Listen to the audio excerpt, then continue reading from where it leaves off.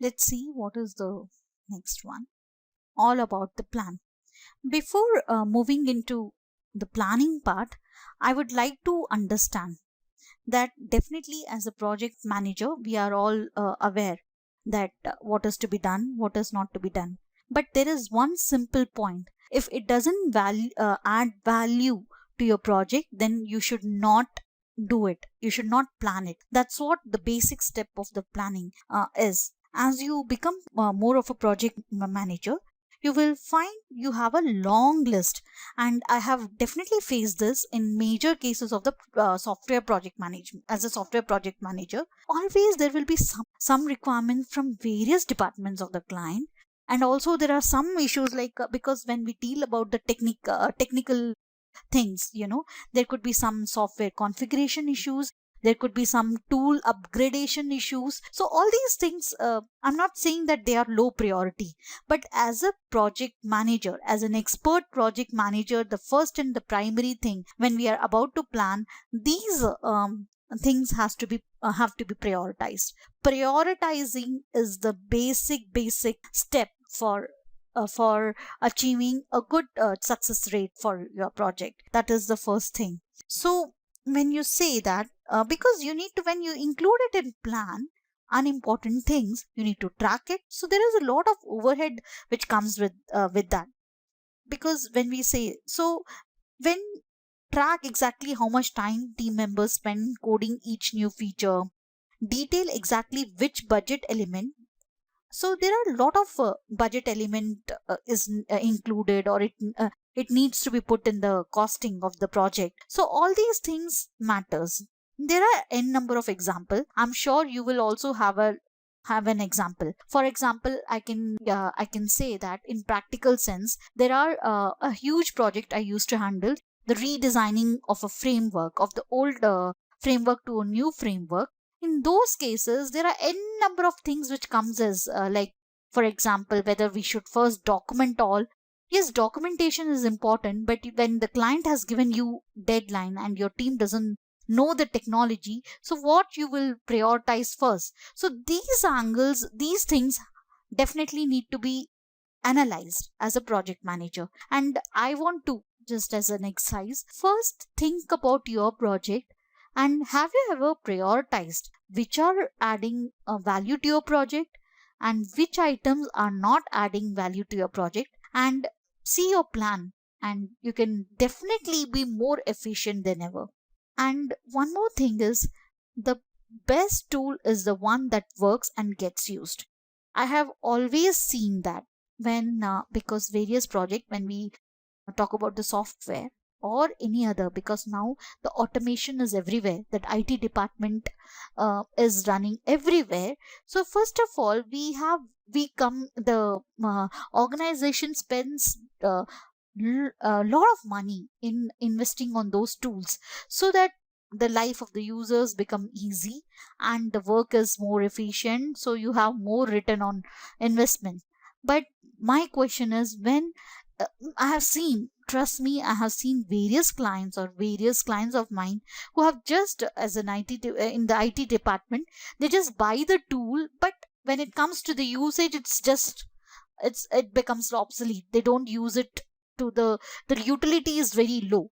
So again, as a project manager of your department, you have to see whether it is really going to be used or not. Just talking and just, yes, we will buy this, and then it's not getting used.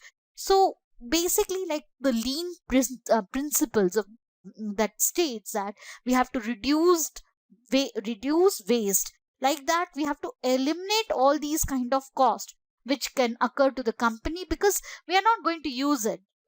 So there are many organization which they spend lot of amount in the name of productivity increase and buy some tool which are never going to be used.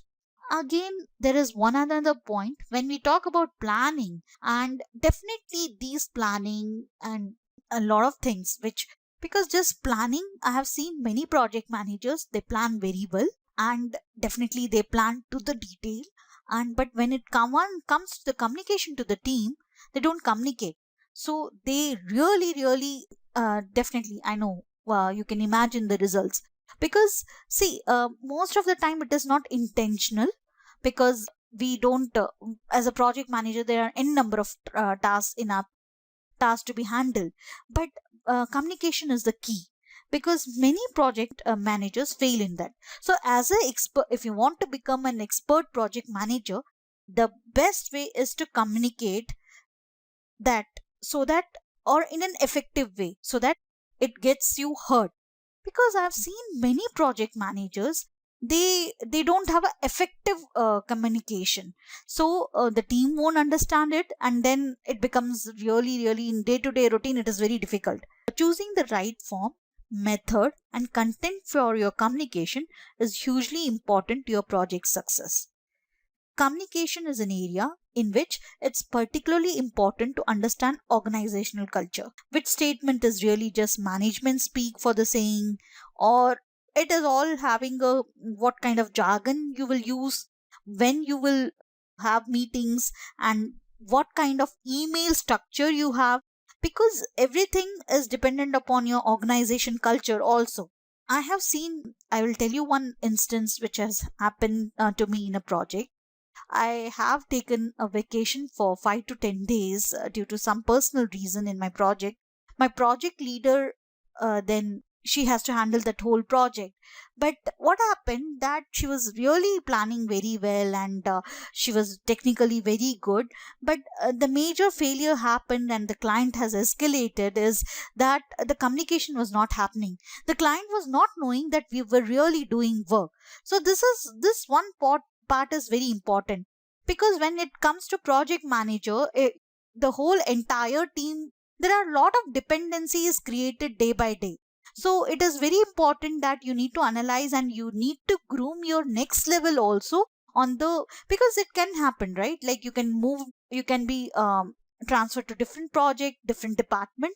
So then what you will do, so these are the minute level of details that matters for the project success. Then again, the last, which is definitely a very important point, that you have to choose your tools and the processes right. That is the primary. Like for planning, some because if you are having if you are going to handle a large team of 50 to 100 team members, then the planning just in Excel won't help. And I'm sure again it is also dependent on the organization structure. For example, in some companies they have inbuilt a software tool which tracks also, like you plan in a Microsoft project, and the people put their time on the WBS, on actually how much hours they have worked in each task. Then you can generate reports, and accordingly it also can generate the budgeted, the cost of the project. So all these things you can do it in a tool. So when you it comes to the tool, sometimes I have taken tools, for example the client, it depends on the client also, like if they were not understanding our requirement in a just word doc format. Again, I'm talking about the software project.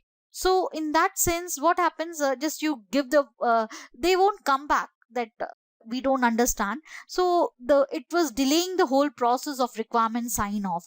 So we just approached the client and understood the problem. So then we took the visual tool where we can make certain diagrams in an activity. Certain clients are comfortable with the diagrams. So all these things definitely is the work of the project manager, where he or she sees whether there is any lag in the process, and or any tools which are getting underutilized, and accordingly you can just implement those in your project. Again, if we talk about the processes, so when it comes to the process, the main point when it comes for the team, it's important that there are certain critical processes for certain types of project. For example, if the client is paying you, I'm again talking about the software product, that if your client is paying you per hour or on those basis, so then time and material basis, the contract is like that, then definitely it is important to have timesheets of your resources who are billable. So all these things, so certain projects I have seen that the project managers miss all these things, and it becomes very not so organized, and then it becomes very chaotic on day to day life. These are some of the examples. I'm sure you will have your own story, you will have your own practical applications. So just check, just analyze that in your project, what are the process lags you have, and what will be the prioritization you will do for getting this project into an effective manner.